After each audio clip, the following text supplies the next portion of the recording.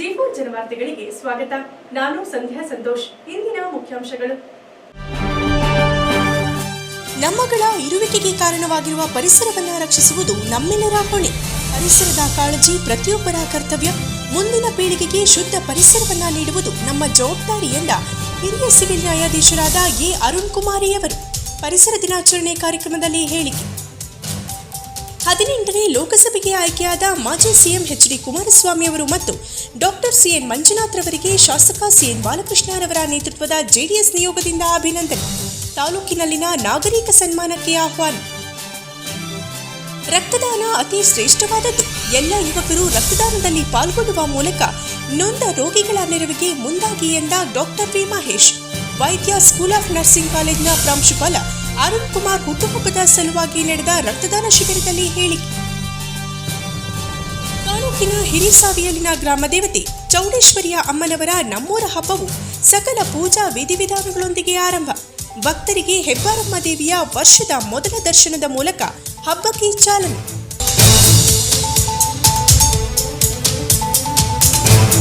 ವಾರ್ತೆಗಳ ವಿವರ. ನಮ್ಮಗಳ ಇರುವಿಕೆಗೆ ಕಾರಣವಾಗಿರುವ ಪರಿಸರವನ್ನ ನಾವು ರಕ್ಷಿಸಿದರೆ ಪರಿಸರ ನಮ್ಮನ್ನ ರಕ್ಷಿಸುತ್ತದೆ. ಪರಿಸರದ ಕಾಳಜಿ ಪ್ರತಿಯೊಬ್ಬರ ಜವಾಬ್ದಾರಿಯಾಗುತ್ತದೆ ಎಂದು ಪಟ್ಟಣದ ಹಿರಿಯ ಸಿವಿಲ್ ನ್ಯಾಯಾಧೀಶರು ಹಾಗೂ ಕಾನೂನು ಸೇವೆಗಳ ಸಮಿತಿಯ ತಾಲೂಕು ಅಧ್ಯಕ್ಷರಾದ ಎ ಅರುಣ್ ಕುಮಾರಿ ತಿಳಿಸಿದರು.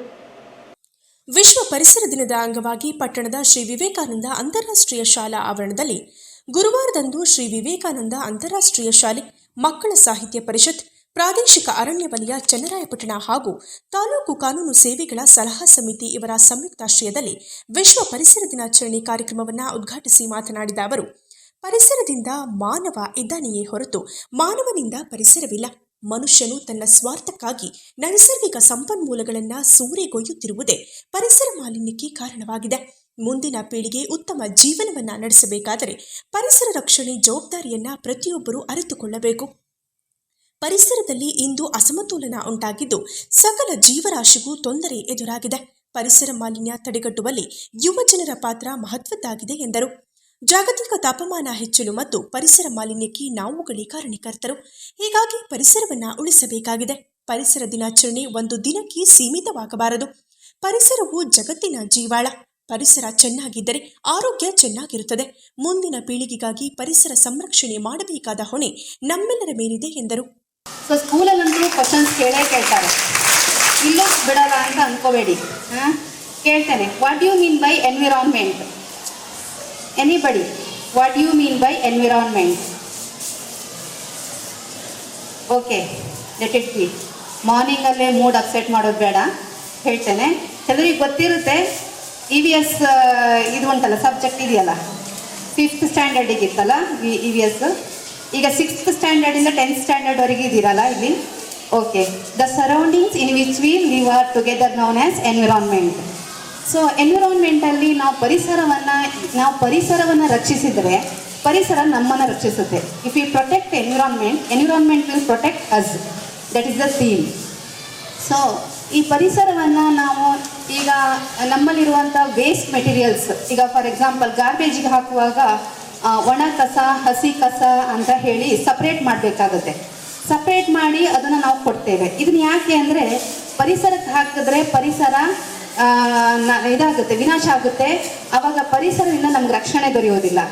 ಸೊ ಈಗ ಒಣ ಕಸ, ಹಸಿ ಕಸ ಯಾಕೆ ಸಪ್ರೇಟ್ ಮಾಡಬೇಕು ಅಂದರೆ dry waste and vet waste ಅಂತ ಹೇಳಿ ಯಾಕೆ ಸಪ್ರೇಟ್ ಮಾಡಬೇಕಂದ್ರೆ, ಒಣ ಕಸವನ್ನು ಕೊಟ್ಟರೆ, ಸಪ್ರೇಟ್ ಮಾಡಿ ಕೊಟ್ಟರೆ ಅದು ರೀಸೈಕಲ್ ಮಾಡ್ತಾರೆ, ಅದರಿಂದ ಬೇರೆ ವಸ್ತುಗಳು ಏನಾದರೂ ಮಾಡಬಹುದು. ಬಟ್ ಹಸಿ ಕಸವನ್ನು ಕೊಟ್ಟರೆ ಅದನ್ನ ಗೊಬ್ಬರವನ್ನಾಗಿ, ಫರ್ಟಿಲೈಸರ್ಸ್ ಆಗಿ. ಪರಿಸರ ಪ್ರೇಮಿ ಚಾನ ಅಶೋಕ್ ರವರು ವಿದ್ಯಾಸಂಸ್ಥೆಯ ಆವರಣದಲ್ಲಿ ವಿಶ್ವ ಪರಿಸರ ದಿನದ ಅಂಗವಾಗಿ ಗಿಡ ನೆಟ್ಟು ಮಾತನಾಡಿ, ಸ್ವಾರ್ಥಕ್ಕಾಗಿ ನಾವು ಪರಿಸರವನ್ನ ನಾಶ ಮಾಡಿ ಅನೇಕ ಸಮಸ್ಯೆಗಳನ್ನು ಎದುರಿಸುತ್ತಿದ್ದು, ಈಗ ಎಚ್ಚೆತ್ತುಕೊಳ್ಳದಿದ್ದರೆ ಮುಂದಿನ ಪೀಳಿಗೆ ಮತ್ತಷ್ಟು ಸಂಕಷ್ಟಕ್ಕೆ ಗುರಿಯಾಗಲಿದೆ. ವಾಯು ಜೀವಧಾತು, ಗಾಳಿ ಎಂಬುದಿಲ್ಲದಿದ್ದರೆ ಜೀವಸಂಕುಲ ಒಂದು ಕ್ಷಣವೂ ಈ ಭೂಮಿಯ ಮೇಲೆ ಇರಲು ಸಾಧ್ಯವಿಲ್ಲ. ಇಂತಹ ವಾಯು ವಿಷವಾಗುತ್ತಿದೆ. ಕೈಗಾರಿಕೆಗಳು ಮತ್ತು ವಾಹನಗಳು ಹೊರಸೂಸುವ ವಿಷ ಅನಿಲಗಳು ಗಾಳಿಯನ್ನ ಕಲುಷಿತಗೊಳಿಸುತ್ತಿವೆ. ಅಲ್ಲದೆ ಕೃಷಿ, ರಸ್ತೆ, ಜನವಸತಿಯಂತಹ ಯೋಜನೆಗಳಿಂದ ಅರಣ್ಯ ನಾಶವಾಗುತ್ತಿದೆ. ಇದರಿಂದ ನೈಸರ್ಗಿಕವಾಗಿ ವಾಯುಮಂಡಲ ಸ್ವಚ್ಛವಾಗುತ್ತಿಲ್ಲ. ಹೀಗಾಗಿ ವಾಯುವು ಮಲಿನವಾಗುತ್ತಿದೆ. ಜಾಗತಿಕ ತಾಪಮಾನ ಹೆಚ್ಚಾಗುತ್ತಿದೆ. ಮಾನವನ ಸ್ವಾರ್ಥ ಮತ್ತು ನಿರ್ಲಕ್ಷ್ಯತೆಯಿಂದ ದಿನೇ ದಿನೇ ಕಲುಷಿತಗೊಳ್ಳುತ್ತಿರುವ ಪರಿಸರದಲ್ಲಿ ತೀವ್ರಗೊಳ್ಳುತ್ತಿರುವ ವಾಯು ಮಾಲಿನ್ಯ ತಡೆಗಟ್ಟುವ ಮೂಲಕ ಸ್ವಚ್ಛ ಹಾಗೂ ಶುದ್ಧ ಪರಿಸರ ಸಂರಕ್ಷಣೆಗೆ ಹೆಚ್ಚಿನ ಒತ್ತು ನೀಡಬೇಕೆಂದರು. ವಕೀಲೆ ಚಂದನ ಭೂ ಮರುಸ್ಥಾಪನೆ, ಮರುಭೂಮೀಕರಣ ಹಾಗೂ ಬರ ತಡೆಯುವಿಕೆಯ ವಿಷಯವನ್ನ ಕುರಿತು ವಿಶೇಷ ಉಪನ್ಯಾಸವನ್ನ ನೀಡಿದರು. 3ನೇ ಹೆಚ್ಚುವರಿ ಸಿವಿಲ್ ನ್ಯಾಯಾಧೀಶೆ ಸುನೀತಾ ಮಾತನಾಡಿದರು. ವಿವೇಕಾನಂದ ಅಂತಾರಾಷ್ಟ್ರೀಯ ಶಾಲೆಯ ಪ್ರಾಂಶುಪಾಲರಾದ ಡಾಕ್ಟರ್ ವಿಶ್ವನಾಥ್ ಕೋಳಿವಾಡ, ತಾಲೂಕು ವಕೀಲರ ಸಂಘದ ಅಧ್ಯಕ್ಷ ಡಿಎ ವಾಸು, ಕಾರ್ಯದರ್ಶಿ ಸಿಎನ್ ರಾಘವೇಂದ್ರ, ವಲಯ ಅರಣ್ಯಾಧಿಕಾರಿ ಜಿಎಂ ಪಲ್ಲವಿ, ಶ್ರೀ ವಿವೇಕಾನಂದ ಅಂತಾರಾಷ್ಟ್ರೀಯ ಶಾಲೆಯ ಶಿಕ್ಷಕರಿಂದ ಹಾಗೂ ವಿದ್ಯಾರ್ಥಿಗಳು ಭಾಗವಹಿಸಿದ್ದರು. ನೀವು ನೋಡಿದ್ರೆ ಮಳೆ ಬಂದ ಕೊಚ್ಕೊಂಡು ನದಿಗಳಿಗೆ ಕೆರೆ ಕಟ್ಟೆಗಳಿಗೆ ಹೋಗುತ್ತೆ. ಆ ಕೆರೆ ಕಟ್ಟೆ ನೀರುಗಳಿಗೆ ಇವತ್ತಲ್ಲ ಮುಂದಿನ ತಲೆಮಾನ ಬರುವಂತ DNA ಮೂಲಕ ಮುಂದಿನ ತಲೆಮಾನ ಬರುವಂತ ಕಿವಿಯಿದ್ರೆ ಕಾಸರಗೋಡಿನಲ್ಲಿ ಎಂಡೋಸಲ್ಫರ್ ನಿರಾಶ್ರಿತರಿಗೆ ಒಂದು ಶಿಬಿರವನ್ನೇ ಮಾಡ್ತಾ ಇದ್ದಾರೆ. ನೋಡ್ಬೇಕು ಇವೆಲ್ಲ, ಅದನ್ನ ಪ್ರಕೃತಿನ ಉಳಿಸುವಂತ ಕೆಲಸನ ಮಾಡಬೇಕು. ಎಷ್ಟು % ಅರಣ್ಯ ಇರಬೇಕು ಗೊತ್ತಾ ನಿಮ್ಗೆ? ಎಷ್ಟು % ಅರಣ್ಯ ಇರಬೇಕು? ಮೂರನೇ ಒಂದು ಭಾಗ ಅಂದ್ರೆ 33% ಅರಣ್ಯ ಇರಬೇಕು. ಚಂದ್ರಾಪುರ ಎಷ್ಟಿದೆ ಗೊತ್ತಾ? 20 ಎಷ್ಟಿದೆ ಮೇಡಮ್? 22% ಇದೆ. ಅಂದ್ರೆ ಇನ್ನು 11% ನೀವು ಗಿಡ ಮರಗಳನ್ನ ಬೆಳೆಸ್ಬೇಕು. ಬೆಳೆಸ್ಬೇಕು. ಒಂದು ಮರ ಪರೋಪಕಾರ ಹಣ್ಣು ಬಿಡುತ್ತೆ, ಕಾಯಿ ಬಿಡುತ್ತೆ, ಚೊಟ್ಟು ಬಿಡುತ್ತೆ, ಹೂ ಬಿಡುತ್ತೆ, ಎಲ್ಲ ಬಿಡುತ್ತಲ್ವಾ? ಅದೆಲ್ಲವೂ ಬೆಳೆಸ್ಕೊತೀವಿ. ಆದ್ರೆ ಅದು ಏನದು ಕೂಡ ಅಂದ್ರೆ ಈಗ ನಾನು ನೋಡ್ತಿದ್ದೀವಿ, ಅಂದ್ರೆ ಈಗ ನಿನ್ನೆ ಮಳೆ ಬಂದಿದೆ, ಆದ್ರೂ ಇವತ್ತು ತುಂಬಾ ಬಿಸಿಲಿದೆ. ಅಂದ್ರೆ ಬಿಸಿಲಲ್ಲೇ ಕುತ್ಕೊಂಡಿದ್ದೀರಿ. ನಾವು ಹೊರಗೆ ಒಂದು 5 ನಿಮಿಷ ನಿಂತ್ಕೊಳ್ಬೇಕಾದ್ರೆ ನಮ್ಗೆ ಬಿಸಿಲನ್ನು ತಡ್ಲಿಕ್ಕೆ ಆಗಿಲ್ಲ. ಯಾಕೆ? ಈಗ ಮಾರ್ಚ್ ಏಪ್ರಿಲ್ ಬಂತಂದ್ರೆ ಸಾಕು, ಸೆಕೆ ಜಾಸ್ತಿ ಆಗಿದೆ, ಬಿಸಿಲು ಜಾಸ್ತಿ ಆಗಿದೆ, ಎಲ್ಲಿ ಹೋದ್ರೂ ನೀರಿಲ್ಲ. ಯಾಕೆ ಈ ತರ ಆಗಿದೆ ಅಂತ ಹೇಳಿದ್ರೆ ನಾವು ಮರಗಳನ್ನು ಕಡಿತಾ ಇದ್ದೇವೆ ಹೊರತು ಗಿಡಗಳನ್ನು ಬೆಳೆಸ್ತಾ ಇಲ್ಲ. ಅದಕ್ಕೆ ನಾವು ಗಿಡಗಳನ್ನು ಬೆಳೆಸಬೇಕು. ಎಲ್ರಿಗೂ ನಾನು ಸಾಲು ಮರದ ತಿಮ್ಮಕ್ಕ ಆಗ್ಲಿ ಅಂತ ಹೇಳಲ್ಲ. ಯಾಕಂದ್ರೆ ಈಗ ಅಶ್ವಥ್ ಸರ್ ಇರಬೇಕು, ಅಶ್ವಥ್ ಸರ್ ಅವರು ಹೇಳಿದ್ರು ತುಂಬಾ ಗಿಡಗಳನ್ನೆಲ್ಲ ನೆಡ್ತಾ ಇದ್ದಾರೆ ಅಂತ. ಅಂದ್ರೆ ಬರೀ ಅವರು ಮಾತ್ರ ಅಂತ ಅಲ್ಲ, ಸಾಲು ಮರದ ತಿಮ್ಮಕ್ಕ ಮಾತ್ರ ಅಂತ ಅಲ್ಲ, ನಾವು ನಮ್ಮ ಮನೆ ಸುತ್ತಮುತ್ತ ಎಷ್ಟಾಗುತ್ತೋ ಈಗ ಒಬ್ರು ಸ್ಟೂಡೆಂಟ್ 1-2 ಗಿಡ ನಮ್ಮ ಮನೆ ಸುತ್ತಮುತ್ತ ನೆಟ್ಟರು ಕೂಡ ತುಂಬಾ ಮರ ಗಿಡಗಳನ್ನು ಬೆಳೆಸಬಹುದು. ಮುಂದಿನ ಪೀಳಿಗೆಗೆ ನಾವು ಒಂದು ಉತ್ತಮ ಪರಿಸರವನ್ನು ನೀಡಬಹುದು. ಈ ಪರಿಸರ, ಈ ಎನ್ವೈರನ್ಮೆಂಟ್ ಅಂತ ಬಂತಂದ್ರೆ ಬರೀ ಗಿಡ ಮರ ಅಂತ ಮಾತ್ರ ಅಲ್ಲ. ಈಗ ನೀವು ತುಂಬಾ ಜನ ವಿದ್ಯಾರ್ಥಿಗಳಿದ್ದೀರಾ, ಸ್ಕೂಲ್ ಬಿಟ್ಟು ಹೊರಗೆ ಹೋಗುವಾಗ ಅಂಗಡಿಯಿಂದ ಏನಾದ್ರೂ ಒಂದು ತಕೊಂಡು ಅದನ್ನು ಯಾವ ರೀತಿ ರಕ್ಷಣೆ ಮಾಡಬೇಕು, ಅದ್ರ ಬಗ್ಗೆ ಮುಂದಿನ ಪೀಳಿಗೆಯಲ್ಲಿ ಯಾವ ರೀತಿ ಆಗುತ್ತೆ ಅಂತ. ಇತ್ತೀಚಿನ ದಿನದಲ್ಲಿ ಈ ಆಕ್ಸಿಜನ್ ಬಗ್ಗೆ, ಈ COVID-19 ಬಂದಂಥ ಸಂದರ್ಭದಲ್ಲಿ ಆಕ್ಸಿಜನ್ ನಮ್ಗೆ ಎಷ್ಟು ಇಂಪಾರ್ಟೆಂಟ್ ಅನ್ನೋದ್ರ ಬಗ್ಗೆ ಎಲ್ಲ ತಿಳ್ಕೊಂಡಿರ್ಬೋದು. COVID-19 ಬಂದಂಥ ಸಂದರ್ಭದಲ್ಲಿ ಈ ಆಕ್ಸಿಜನ್ನು ಪ್ರತಿಯೊಬ್ಬ ಮನುಷ್ಯನಿಗೂ ಸಹ ಅತ್ಯವಶ್ಯಕವಾಗಿ ಬೇಕು.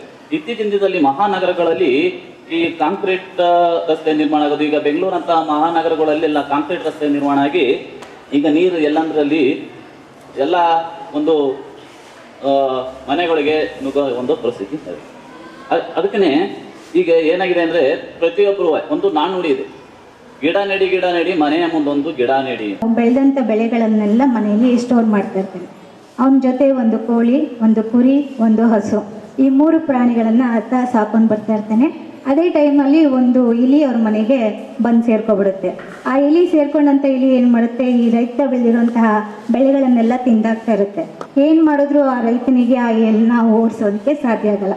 ಅದಕ್ಕೆ ಅವನೇನು ಮಾಡ್ತಾನೆ, ಒಂದು ಸಂತೆಗೆ ಹೋಗಿ ಒಂದು ಇಲಿ ಬೋನನ್ನು ತರ್ತಾನೆ. ತಂದ್ಬಿಟ್ಟು ಹೇಳ್ತಾನೆ ಅವನ ಹೆಂಡತಿಗೆ, ಒಂದು ಬೋನನ್ನು ಕರ್ಕೊಡು, ಆ ಇಲಿದು ಬೋನ್ ಏನಿದೆ ಅಲ್ಲಿಗೆ ಇಡ್ತೀನಿ, ಆ ಇಲಿ ಬಂದು ಸತ್ತೋಗುತ್ತೆ ಅಂತ.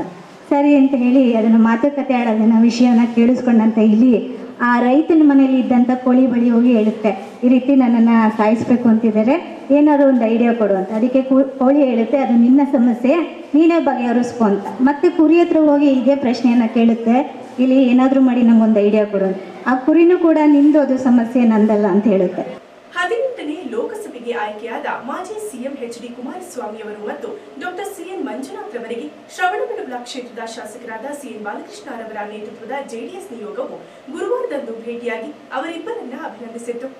ನೂತನವಾಗಿ ಸಂಸದರಾಗಿ ಆಯ್ಕೆಯಾಗಿರುವ ಮಾಜಿ ಮುಖ್ಯಮಂತ್ರಿ ಎಚ್.ಡಿ. ಕುಮಾರಸ್ವಾಮಿ ಅವರು ಮತ್ತು ತಾಲೂಕಿನವರೇ ಆದ ಹೃದಯವಂತ ಡಾಕ್ಟರ್ ಸಿಎನ್ ಮಂಜುನಾಥ್ ರವರನ್ನ ಶಾಸಕ ಸಿಎನ್ ಬಾಲಕೃಷ್ಣ ನೇತೃತ್ವದಲ್ಲಿನ ತಾಲೂಕು ಮುಖಂಡರ ನಿಯೋಗವು ಬೆಂಗಳೂರಿನ ಅವರುಗಳ ನಿವಾಸದಲ್ಲಿ ಹೂಗುಚ್ಛವನ್ನ ನೀಡಿ ಅಭಿನಂದಿಸಿತು.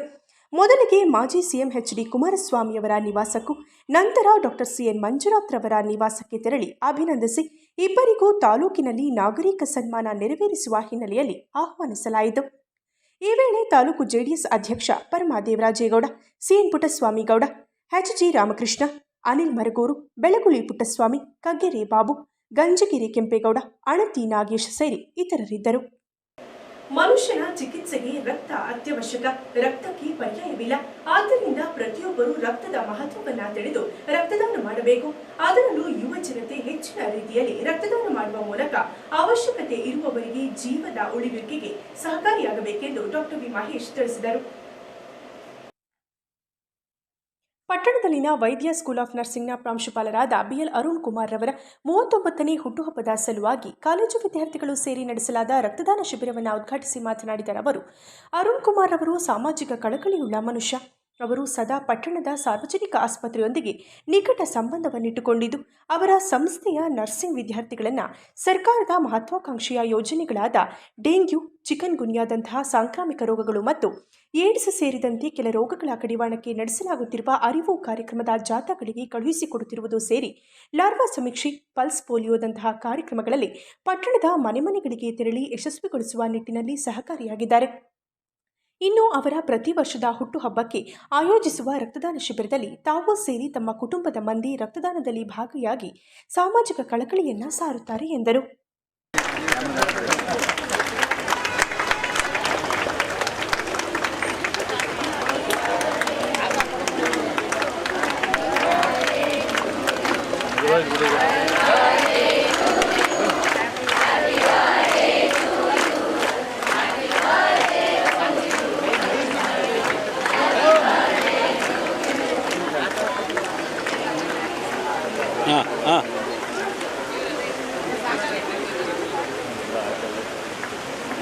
ಬಟ್ ನಿಜವಾಗ್ಲೂ ಇವತ್ತಿನ ದಿವಸ ಯಾರನ್ನೂ ಕೇಳದೆ ವಾಲಂಟ್ರಿಯಾಗಿ ನಮ್ಮ ಹುಡುಗರು ಏನು ಅವ್ರ ಮೇಲೆ ಇಟ್ಟಿರ್ತಕ್ಕಂಥ ಅಭಿಮಾನದಿಂದ ಇದು ರಕ್ತದಾನವನ್ನು ಮಾಡ್ತಾ ಇದ್ದಾರೆ. ರಕ್ತದಾನ ಅದರಲ್ಲೂ ಇತ್ತೀಚಿನ ಸಂದರ್ಭಗಳಲ್ಲಿ ತುಂಬ ಅವಶ್ಯಕತೆ ಇದೆ. ಯಾಕೆಂತ ಹೇಳಿದ್ರೆ ನಿಮಗೆಲ್ಲ ಗೊತ್ತಿರೋ ಹಾಗೆ ಈಗ ವೈರಲ್ ಫೀವರ್, ಅದರಲ್ಲೂ ಡೆಂಗ್ಯೂ ಜ್ವರ ಹೆಚ್ಚಿನ ಪ್ರಮಾಣದಲ್ಲಿ ಆಗ್ತಾಯಿದೆ. ಅದರಲ್ಲೂ ಕಳೆದ ವರ್ಷಗಳಿಗೆ ಕಂಪೇರ್ ಮಾಡಿದ್ರೆ ಈ ವರ್ಷ ಬಹು ಕೇಸ್ಗಳನ್ನ ನಮ್ಮಲ್ಲೇ ನೋಡಿದ್ದೀವಿ. ಒಂದು ಡೆಂಗ್ಯೂ ಡೆತ್ ಕೂಡ ಆಗಿದೆ ನಮ್ಮ ತಾಲೂಕಿನಲ್ಲಿ. ಅಂಥ ಒಂದು ಸಂದರ್ಭದಲ್ಲಿ ತಮಗೆಲ್ಲರಿಗೂ ಗೊತ್ತಿರೋ ಹಾಗೆ ಪ್ಲೇಟ್ಲೆಟ್ಸ್ ಅನ್ನೋದು ತುಂಬ ಅತ್ಯವಶ್ಯಕವಾದದ್ದು. ಸೊ ಮನುಷ್ಯ ಕೊಟ್ಟ ರಕ್ತದಿಂದಲೇ ನಾವು ಪ್ಲೇಟ್ಲೆಟ್ಸನ್ನ ನಾವು ತೊಗೊಳಕ್ಕೆ ಸಾಧ್ಯ.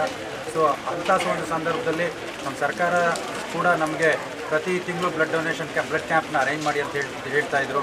ಬಟ್ ವಾಲಂಟ್ರಿಯಾಗಿ ಇದೊಂದು ನಿಜವಾಗ್ಲೂ ರಕ್ತದಾನ, ಅದನ್ನು ನಾನು ಅನೇಕ ಬಾರಿ ಹೇಳಿದ್ದೀನಿ, ದಾನಗಳಲ್ಲಿ ಅತ್ಯಂತ ಶ್ರೇಷ್ಠ ದಾನ ರಕ್ತದಾನ. ವಾಲಂಟ್ರಿಯಾಗಿ ನಮ್ಮ ಮಕ್ಕಳೇ ಹುಡುಗರೇ ಮಾಡ್ತಾಯಿದ್ದಾರೆ.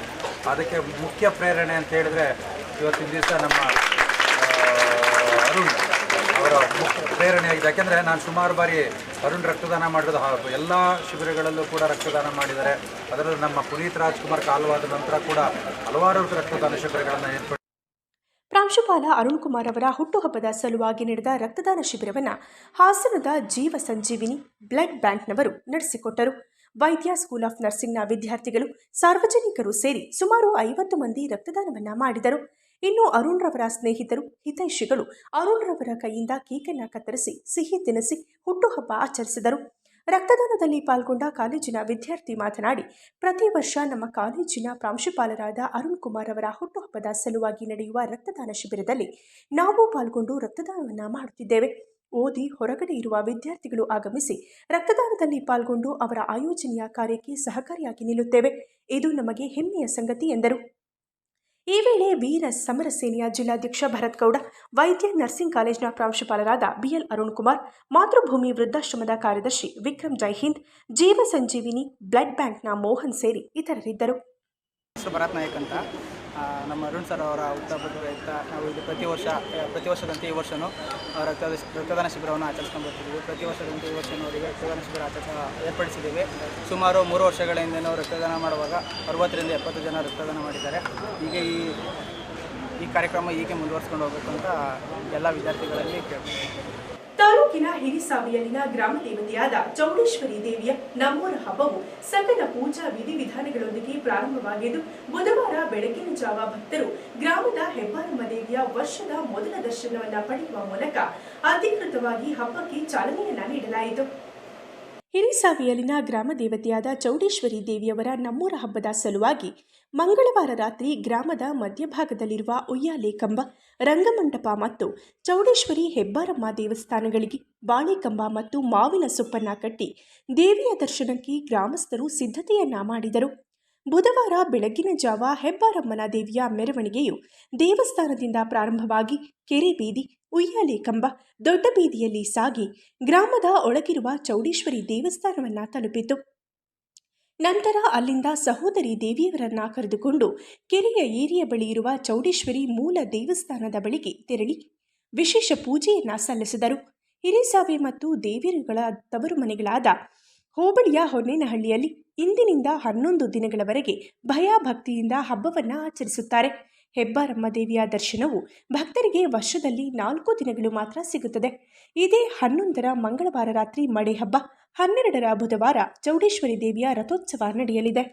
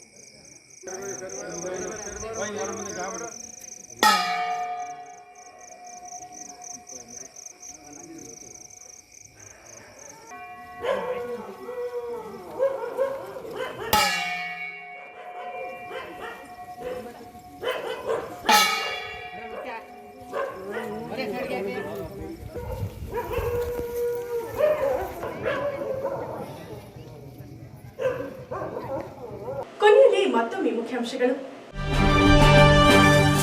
ನಮ್ಮಗಳ ಇರುವಿಕೆಗೆ ಕಾರಣವಾಗಿರುವ ಪರಿಸರವನ್ನು ರಕ್ಷಿಸುವುದು ನಮ್ಮೆಲ್ಲರ ಹೊಣೆ. ಪರಿಸರದ ಕಾಳಜಿ ಪ್ರತಿಯೊಬ್ಬರ ಕರ್ತವ್ಯ.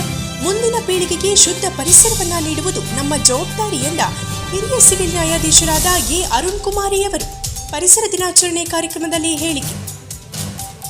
18ನೇ ಲೋಕಸಭೆಗೆ ಆಯ್ಕೆಯಾದ ಮಾಜಿ ಸಿಎಂ ಎಚ್.ಡಿ. ಕುಮಾರಸ್ವಾಮಿ ಅವರು ಮತ್ತು ಡಾಕ್ಟರ್ ಸಿಎನ್ ಮಂಜುನಾಥ್ ರವರಿಗೆ ಶಾಸಕ ಸಿಎನ್ ಬಾಲಕೃಷ್ಣರವರ ನೇತೃತ್ವದ ಜೆಡಿಎಸ್ ನಿಯೋಗದಿಂದ ಅಭಿನಂದನೆ. ತಾಲೂಕಿನಲ್ಲಿನ ನಾಗರಿಕ ಸನ್ಮಾನಕ್ಕೆ ಆಹ್ವಾನ. ರಕ್ತದಾನ ಅತಿ ಶ್ರೇಷ್ಠವಾದದ್ದು. ಎಲ್ಲ ಯುವಕರು ರಕ್ತದಾನದಲ್ಲಿ ಪಾಲ್ಗೊಳ್ಳುವ ಮೂಲಕ ನೊಂದ ರೋಗಿಗಳ ನೆರವಿಗೆ ಮುಂದಾಗಿ ಎಂದ ಡಾಕ್ಟರ್ ವಿ ಮಹೇಶ್.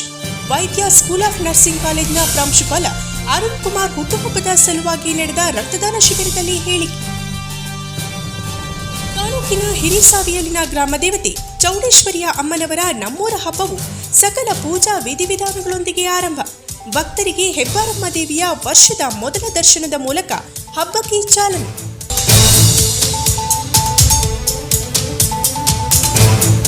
ಇದರೊಂದಿಗೆ ವಾರ್ತಾ ಪ್ರಸಾರ ಮುಕ್ತಾಯವಾಯಿತು. ಮತ್ತೆ ನಿಮ್ಮ ಭೇಟಿ ಮುಂದಿನ ಜೈಪುರ್ ಜನವಾರ್ತೆಯಲ್ಲಿ. ವಂದನೆಗಳು.